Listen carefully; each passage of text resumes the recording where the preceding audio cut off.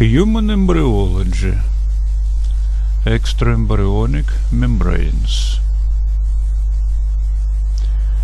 Main questions of the lecture.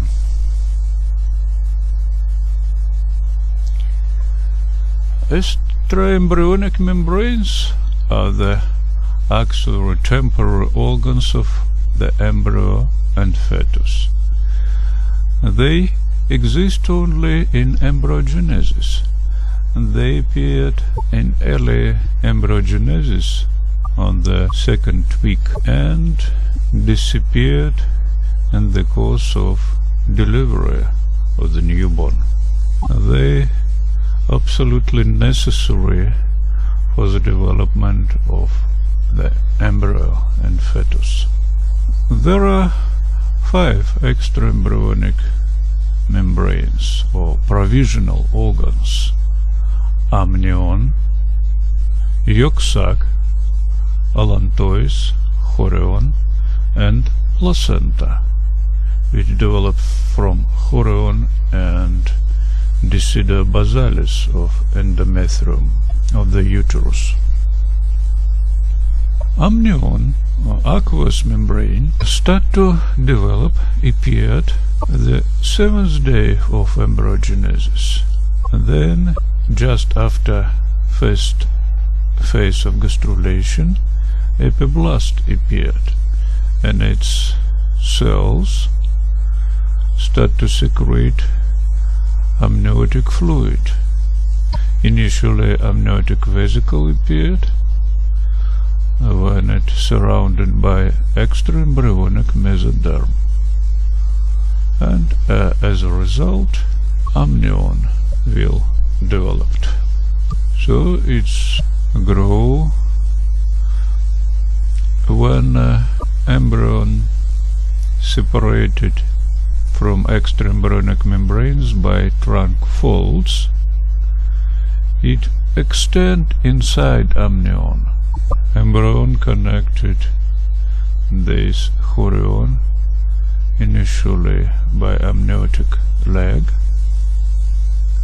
and then by umbilical cord. And finally, fetus completely allocated in amnion, and it can swim, move there in all directions, and amnion provides a optimal water medium for the embryo, and this liquid protect fetus from mechanical shock and can release some, excrete some waste product into the amniotic fluid, and at the same time it can drink some amniotic fluid, but it is still quite pure because it renovated quickly, replaced by new the amniotic epithelium which appeared from extraembryonic ectoderm. In the region which it covered, the placenta produce amniotic fluid, and other parts reabsorb it. You see here that amnion growing and finally reach the size of chorion and fuse chorion. Connective tissue of amnion fuse the connective tissue of chorion, and connective tissues appeared from extraembryonic mesoderm.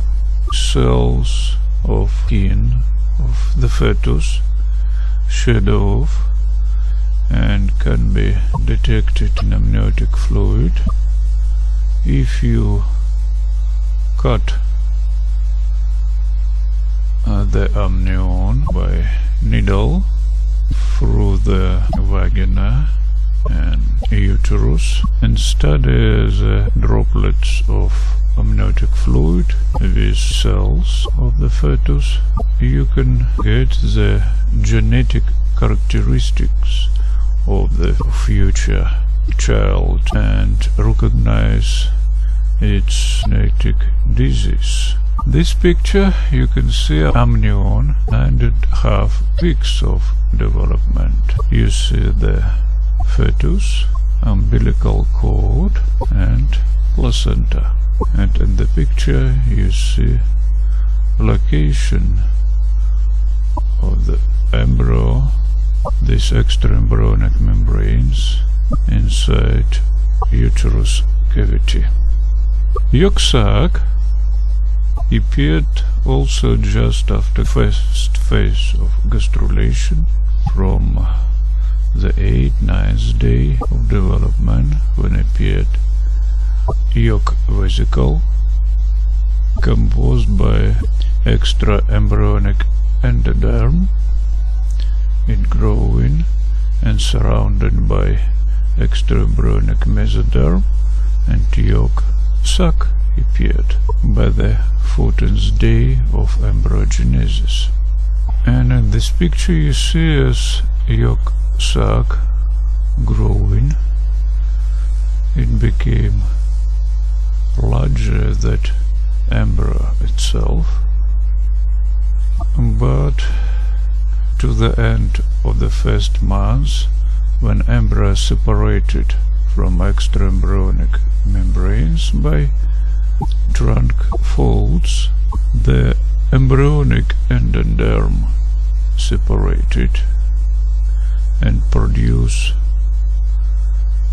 the digestive tube, and yolk sac still outside, and became smaller and smaller. Remnants of it you can find in umbilical cord, the 3rd month of development. In birds or in early animals, yolk sac organ for feeding of the embryo.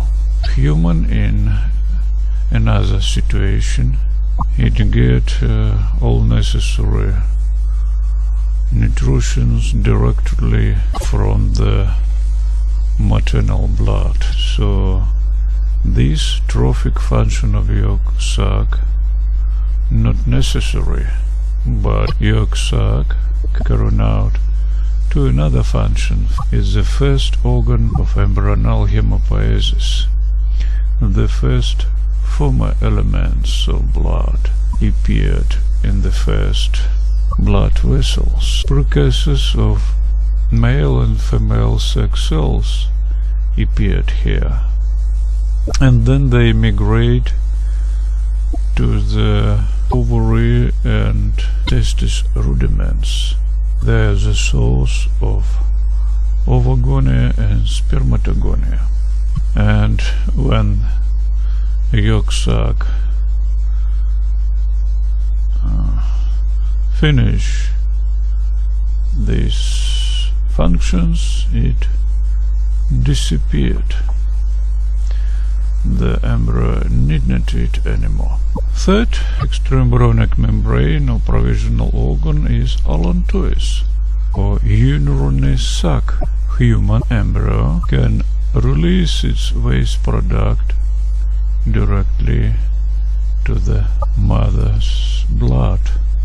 Allantois does not carry out the function of urinary sac anymore and carry out another function.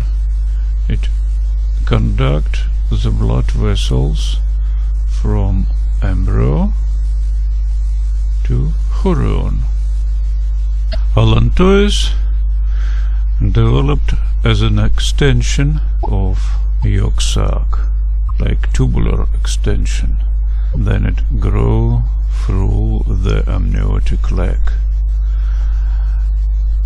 and it consists of extraembryonic endoderm and surrounding extraembryonic mesoderm, like yolk sac.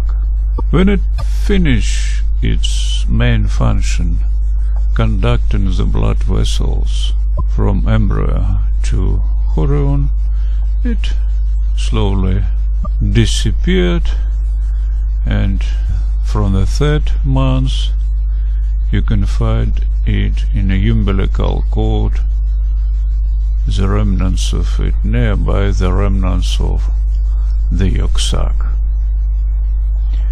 Chorion, a vascular membrane, demonstrated here in violet. It consists of trophoblast and extraembryonic mesoderm. So it appeared from trophoblast. Initially it's cytotrophoblast, and during implantation appeared the plasmodic trophoblast, and this is primary villi. Then trophoblast growing, especially plasmodia or symplastic trophoblast, and it's destroy the tissues of uterus and endometrium, destroy blood vessels, and start to get nutrition and oxygen directly from maternal blood, which accumulated in lacunas. Initially, chorion from all sides have branching extensions, villi. Then from one side, directed to future placenta, the villi still growing intensively. It's villus chorion. Other parts lost villi and called smooth chorion. The villi, this extraembryonic mesoderm, called secondary villi, and when blood vessels grow inside villi, they called tertial villi. Placenta consists of 2 parts: villus chorion, which build fetal part of placenta,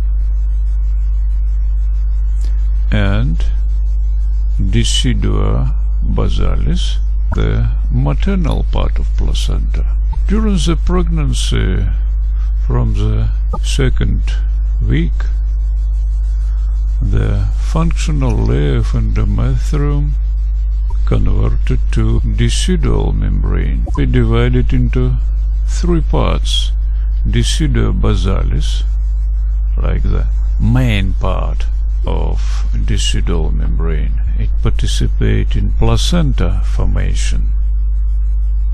Decidua capsularis, which cover the embryo and extraembryonic membranes, embryonic vesicle, and build like the capsule around embryo, together with chorion and amnion.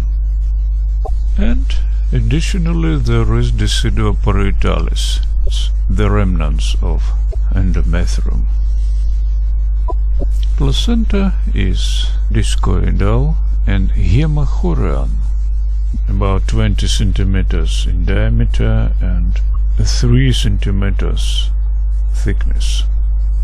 Its weight about 500–600 grams. On the section you see the umbilical cord with blood vessels, villus chorion, which compose the fetal part of placenta, and decidua basalis, the functional layer of endometrium, which built the maternal part of placenta. Villus chorion, the fetal part of placenta, consists of chorionic plate and large trunk villi, which branching for large, middle and small tertial villi, like it's shown here, small villi. All villi has inside blood vessels, large villi, large vessels, small villi, small vessels, and blood capillaries. And from Decida basalis, the extension septa growing and connected this chorionic plate, and they separated, dividing placenta for lobules, cotyledons. It's large lacuna, this one branching trunk villus inside. Lacuna contain maternal blood, which renovate 2-3 times per minute. Arterial blood, spiral arteries, and through the umbilical cord the blood flow into the villi. From maternal blood in lacuna, the oxygen and trophic substances, nutritions, diffuse into the fetal blood, and in opposite direction, carbon dioxide and metabolite diffuse into maternal blood. And the barrier between maternal and fetal blood is placenta barrier. And this is microphotogram of fetal part of placenta. This chorionic plate is connective tissue, amnion with amniotic epithelium, large villi, small villi. These blood vessels contain fetal blood, and around you can see the maternal blood. This is a maternal part of placenta, and the basis, the Decida basalis, septa, and sections of small villi of chorion. At high magnification in Decida basalis you can see numerous large oxyphilic decidual cells which participate in immune reactions and important for nutrition, for metabolism. And in lacuna contain the maternal blood, numerous small villi of chorion located. These blood vessels, fetal blood vessels with blood. And sometimes you can see the dark regions around villi of chorion it's fibrinoid. It's product of degradation of chorion, symplast, trophoblast, and blood plasma. And this is the placenta barrier, the barrier between maternal and fetal blood. It's here.